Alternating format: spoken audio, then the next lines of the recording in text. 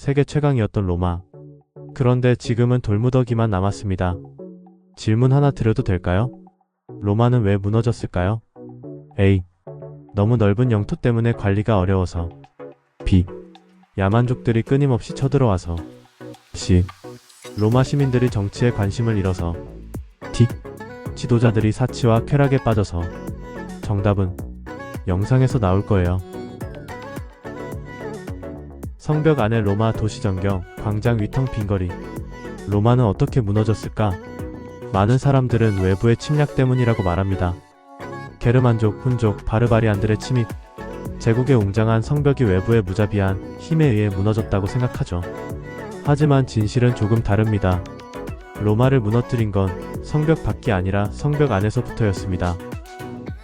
1막 로마의 권력 무너지기 시작하다. 3세기 군인 황제 시대가 시작됩니다. 로마 제국은 점점 더 불안정해졌고 황제의 자리는 신성함이 아닌 생존 게임이 되었습니다. 불과 50년 사이 무려 26명의 황제가 등장했고 그중 절반 이상은 암살당하거나 전장에서 사망했습니다. 황제의 권력은 더 이상 카이사르의 후예라는 이름만으로 유지되지 않았고 그 자리를 정하는 것은 민심이 아닌 군단의 칼끝이었습니다. 프라이토리안 가드 황제를 지키기 위해 존재하던 친위대는 이제 황제를 선출하고 처형하는 그림자 권력이 되었습니다. 황제가 실책을 저지르면 기다리는 것은 민중의 탄핵이 아니라 침묵 속에서 날아오는 단검 한 자루였습니다.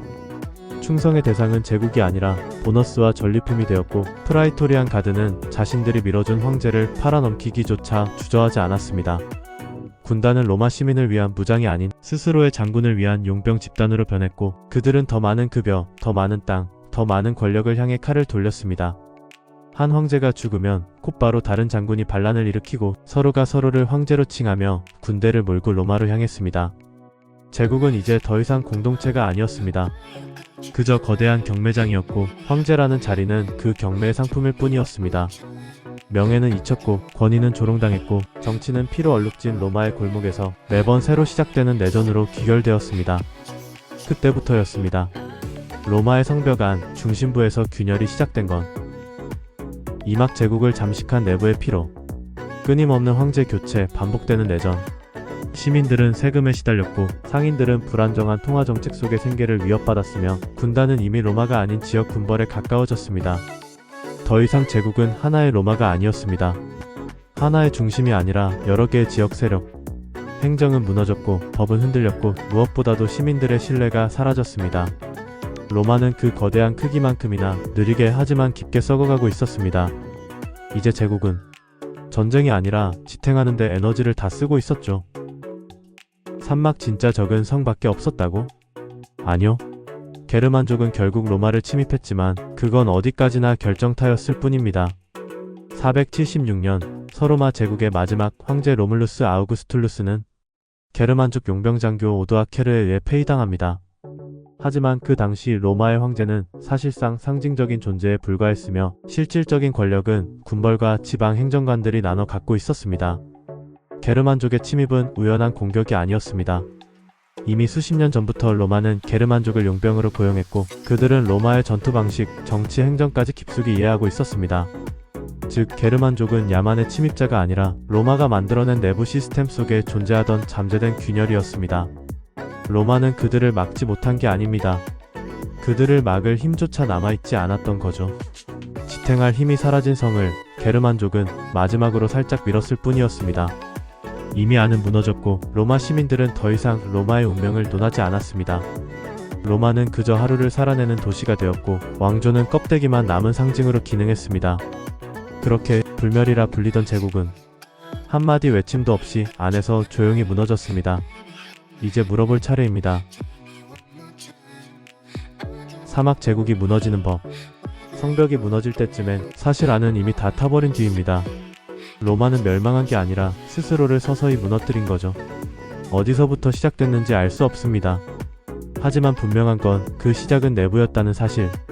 그들의 실패는 곧 우리의 경고입니다.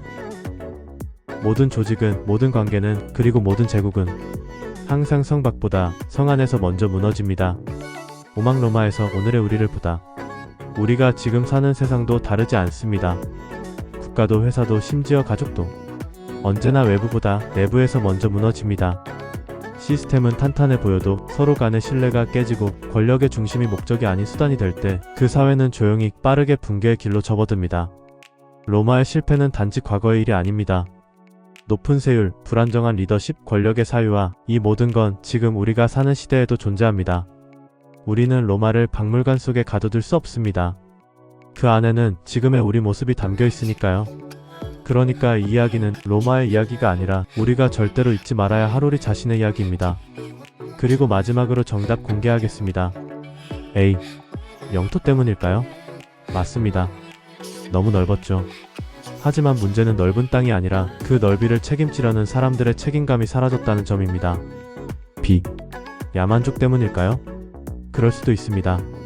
하지만 그들이 오기 훨씬 전부터 로마는 안에서부터 무너지고 있었습니다. D. 사치와 쾌락 때문이었을까요? 그것은 결과일 뿐 진짜 원인은 아니었습니다. 황제들은 타락했지만 사람들이 침묵했기 때문에 가능한 일이었습니다. 정답은 C. 로마 시민들이 정치에 관심을 잃었기 때문입니다. 로마를 무너뜨린 것은 외부의 적이 아니라 내부의 침묵이었습니다. 현대와 연결되는 마무리. 지금 우리가 살아가는 세상에서도 정치와 사회, 공동체에 대해 나와 상관없는 일이라며 무관심해지고 있지는 않으신가요? 로마는 그렇게 끝났습니다. 그리고 우리도 그렇게 될 수 있습니다. 여기까지 오늘 제가 준비한 내용이었습니다. 그리고 여러분들의 구독과 좋아요. 사실 그 한 번의 클릭이 우리 채널의 성벽을 지켜줄지도 모릅니다. 그리고 말이죠. 제국이든 유튜브든 내부 결속이 제일 중요하거든요. 우리의 붕괴를 막는 작은 방패가 됩니다. 지금 클릭 한 번으로 로마를 지켜주세요. 시청해주셔서 너무나 감사드립니다.